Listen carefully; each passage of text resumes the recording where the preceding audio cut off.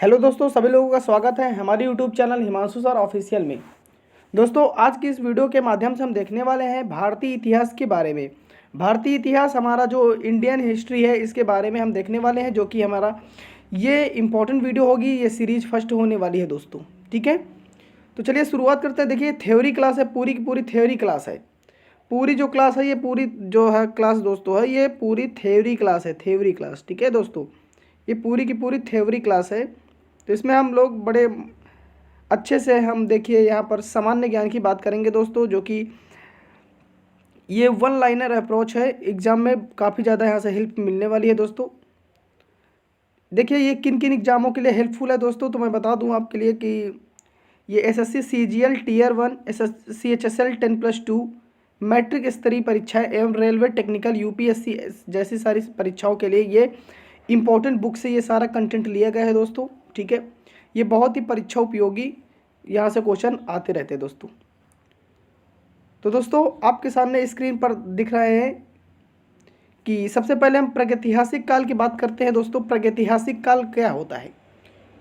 देखिए दोस्तों, प्रागैतिहासिक काल वह काल होता है जिसका कोई लिखित साक्ष्य नहीं है, और ना जब लिखित साक्ष्य नहीं है और उसका कोई प्रमाणित साक्ष्य नहीं है कि हम उसको पढ़ सके, उसको देख सके दोस्तों, उस काल को हम लोग कहते हैं प्रागैतिहासिक काल।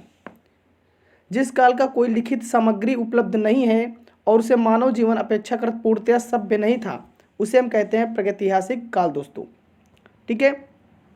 देखिए दोस्तों, जो प्रागैतिहासिक काल है वो हमारा, उससे कोई लिखित जानकारी नहीं मिलती है और ना ही उसे पढ़ा जा सकता था, उसे हम बोलेंगे प्रागैतिहासिक काल को। अब प्रागैतिहासिक काल को 3 भागों में डिवाइड किया गया है। नंबर 1 पूरा पाषाण काल, नंबर 2 मध्य पाषाण काल, नंबर 3 नव पाषाण काल दोस्तों। पूरा पाषाण काल का जो समय चला था अज्ञात काल, यानी कि इसका ज्ञात समय नहीं है, उसका 8000 ईसा पूर्व तक चला है। मध्य पाषाण का जो समय माना जाता है वो 8000 ईसा पूर्व से 4000 ईसा पूर्व माना जाता है। नव पाषाण काल का जो समय है दोस्तों 4000 ईसा पूर्व से 2500 ईसा पूर्व माना जाता है दोस्तों। तो आप इस चीज़ को याद रखिएगा कि इनका समय कब से कब तक माना जाता है दोस्तों। यहाँ से क्वेश्चन इंपॉर्टेंट बनते रहते हैं दोस्तों। अब हम बात करेंगे आर्घ्य इतिहास क्या होता है। आर्घ्य इतिहास दोस्तों ऐसा इतिहास जो काल के लेखन कला के प्रमाण मिले हैं लेकिन उसे अपुष्ट यानी उसे पढ़ा नहीं जा सका, यानी ऐसा समय जिसके तो लिखित साक्ष्य तो मिले हैं लेकिन उसे पढ़ना असंभव था, पढ़ नहीं पाए हैं, उसको हम पढ़ नहीं सकते, समझ नहीं सकते, उस काल को हम लोग कहते हैं आर्घ्य इतिहास। क्या कहते हैं? आर्घ्य इतिहास दोस्तों। तो ऐसे काल को हम लोग कहते हैं आर्घ्य इतिहास काल। जो सिंधु घाटी सभ्यता थी वो आर्घ्य इतिहास काल से संबंधित थी, ये चीज़ आप भी याद रखिएगा दोस्तों। नेक्स्ट है आर्घ्य इतिहास कहते हैं, आगे इसके पॉइंट कुछ दिए हैं। इस कला के इतिहास में लेखन के लिए साहित्यिक एवं पूरा तात्विक साधनों का प्रयोग किया जाता था, यानी जो इस काल में यानी कि आर्घ्य इतिहास काल में साहित्यिक और पुरातात्विक साधनों का प्रयोग किया जाता है दोस्तों। अगला पॉइंट है इस काल के अंतर्गत 2500 ईसा पूर्व से 600 ईसा पूर्व के मध्य काल आता है दोस्तों, इसको आप याद रखिएगा। अगला है दोस्तों, देख लेंगे कि ऐतिहासिक काल क्या होता है। ऐतिहासिक काल तो दोस्तों ऐतिहासिक काल वह काल होता है जिसका लिखित साक्ष्य है और उसे हम पढ़ भी सकते हैं। ऐसा काल जिसका लिखित साक्ष्य भी है और उसको समझना उसको पढ़ना भी आसान है, उसे हम कहते हैं ऐतिहासिक काल। उस काल के अंतर्गत 600 ईसा पूर्व के बाद का काल आता है, इसे ऐतिहासिक काल कहते हैं दोस्तों। आप इसको याद रखिएगा दोस्तों।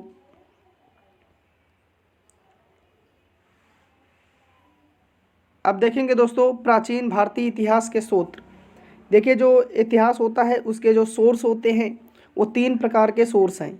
कौन कौन से? पहला सोर्स है पुरातात्विक स्रोत, दूसरा स्रोत है साहित्यिक स्रोत, तीसरा स्रोत है दोस्तों विदेशी यात्रियों के विवरण। पुरातात्विक स्रोत में हम देखेंगे जैसे अभिलेख, ये सारी चीज़ें देखेंगे, मुद्राएं देखेंगे, स्मारक एवं भवन देखेंगे, मूर्तिकला देखेंगे, चित्रकला देखेंगे और एविडेंस यानी अवशेष जो मिलेंगे वो देखेंगे। ये सब पुरातात्विक स्रोत होते हैं, ठीक है दोस्तों। इसमें से हम ये सारी चीज़ें स्टडी करने वाले हैं दोस्तों।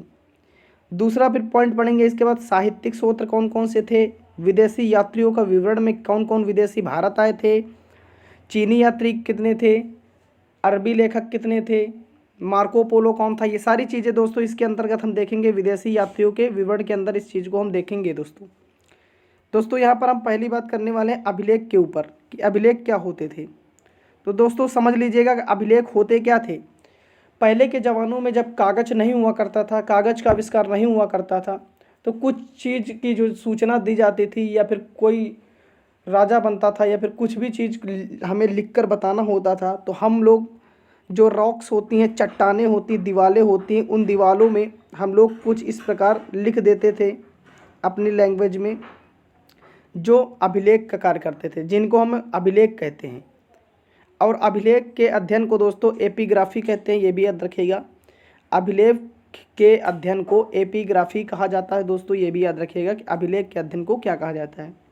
तो अभिलेख पाषाण शिलाओं, स्तंभों, ताम्रपत्रों, दीवारों, मुद्राओं एवं प्रतिमाओं पर उत्खनित हैं। यानी कि जो अभिलेख होते हैं वो स्तंभों यानी खंभों और ताम्रपत्रों, दीवारों पर जो लिखा जाता था उसे कहा जाता है अभिलेख दोस्तों।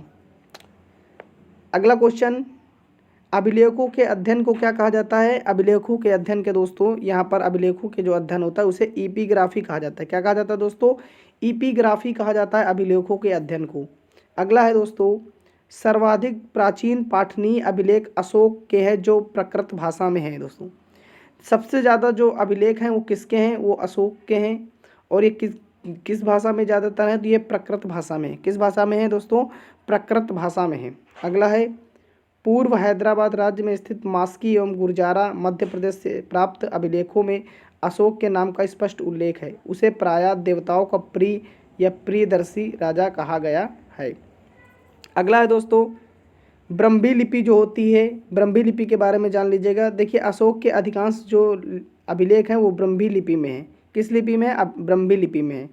जो ब्रह्मी लिपि है वो बाएं से दाएं लिखी जाती है, ये चीज़ भी आप याद रखिएगा दोस्तों, ये बाएं से दाएं लिखी जाती है। अगला है, पश्चिमोत्तर प्रांत में प्राप्त उसके अभिलेख खरोष्ठी लिपि में है जो दाएं से बाएं लिखी जाती है। आपसे क्वेश्चन दोस्तों पूछा जाएगा ऐसे कि खरोष्ठी लिपि कैसे लिखी जाती थी। तो खरोष्ठी लिपि जो है दाएं से बाएं लिखी जाती थी, यानी कि राइट टू लेफ्ट लिखी जाती थी। और यहाँ पर जो ब्राह्मी लिपि है ये बाएं से दाएं लिखी जाती थी, यानी कि लेफ्ट टू राइट लिखी जाती थी दोस्तों। ये चीज़ आप याद रखिएगा दोस्तों।